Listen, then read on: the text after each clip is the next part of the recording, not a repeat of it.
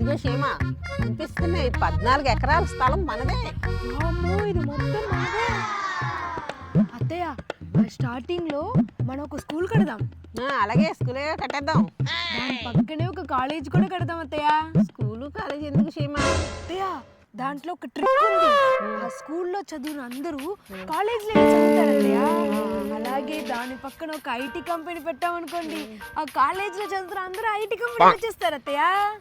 అలాగే సీమ పక్కన కళ్యాణ మండపం కూడా కడదాం సీమ. కళ్యాణ మండపం ఎందుకు అత్తయ్య?